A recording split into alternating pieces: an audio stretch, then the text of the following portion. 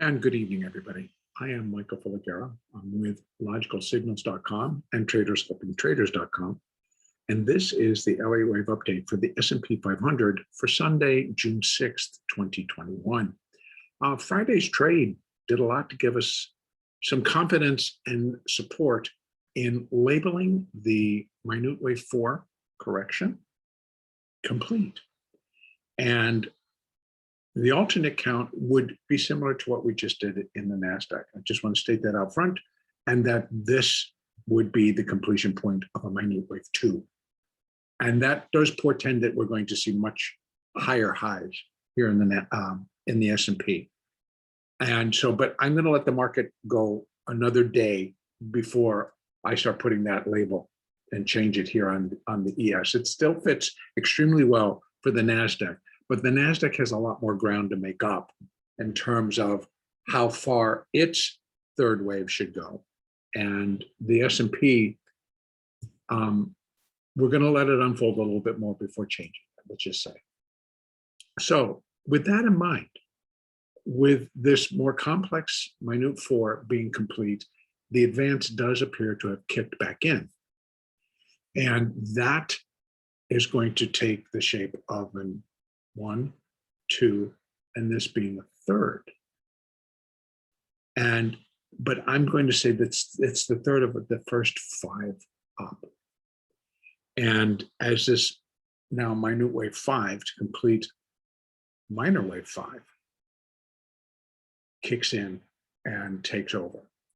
So the first 5 up is, I believe, just going to complete that wave 1.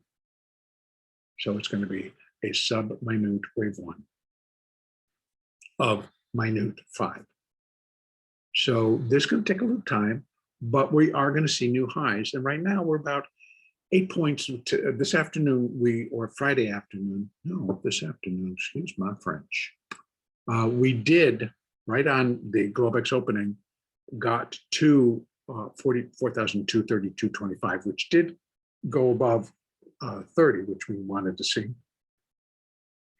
And it's just really, that high is only six bucks away from the all-time high. And that would definitely want to see broken, excuse me, to give additional confirmation that the correction's over and the next advance is underway. So we're going to find resistance on the upside. Right now, it looks like we're giving a little bit of a correction here, and that can be expected, but I'm going to look for these upper levels to kind of hold it in place. And I will just kind of open this up just a little bit.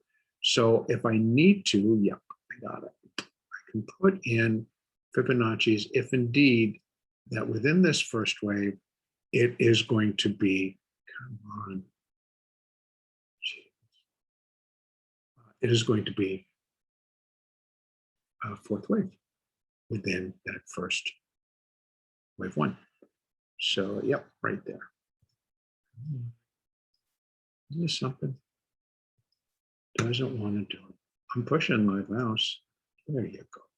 So where we have is if we can come down and we're going to find first support for a downside move, a continued downside move, at 4,219. So that zone, and we actually could take it down a little further because you always have a little bit above, a little bit below. The next level, which is going to be more common, is 4,211. So you can say 210. But right now, that sits right on top of where the 50-day moving average is. So if that continues to be the case, that would be a great support level, as would the 20. So, and upside, if this all holds, and now we turn and we start to go up, we're going to be looking for 42.43 to 45, and then 42.60 to 65. And eventually, I would think that this gets up to here, 4,321. That would be my take on where it should go, if not above. But right now, wave 5 equaling wave 3 would be good. That's about how far I think it should go. So that's our upside and our downside picture. We're going to let the market to continue. Now, in the NASDAQ, the difference is that this actually ended up being a failure, but it was the fifth wave of the C. And here it's just like, nope, that was. So where the S&P did come down on last Thursday and make that new low, the NASDAQ did not. And so in any case, this is the endpoint, and it's a 1, 2, and this would be wave 3 of that first sub-minute wave 1 up. And we'll look for that to be complete tomorrow, and then a wave 2 correction to jump into place. Now, if this ended it, then we have our downside level. So upside, we're looking for not a whole lot more, maybe up to 42, 42, 43. Put that new high in and then pull back. That's very typical of what our markets do. We get the buyers in initially and they push it straight, they get it up there, and then the sellers come back and say, good enough, boom, and then it'll just go into its next corrective phase. But we can see, according to Elliott, that fits perfectly. So if it comes down in a little bit of a form and then goes up to 42, 42, then I'm looking for a little bit more. So then I would be looking at this, that completes wave 3, and then we come back down. And another 4, and then back up to complete wave 1. Or if indeed, if this is the 4 and it goes up and completes wave 1, then I'm looking for a wave 2. And either way, I can put my Fibonacci together very quickly on that just by doing retracements, not extensions. We're looking for retracements. Extensions give us where we think it's going to go up into territory we haven't delivered yet. Retracements tell us where it's going to go within the move, right? So the retracement is just going to be the corrective phase within this ongoing rally. And I think that that's going to stay the fact, because what we're looking for now is just nothing more than just an internal correction within the ongoing up. It's just how, of what degree, and then what it finishes going up. So we're going to allow this to continue to build, because remember, Elliott wave, they're building blocks. The smaller time frames build the bigger time frames that build the bigger time frames, et cetera, et cetera.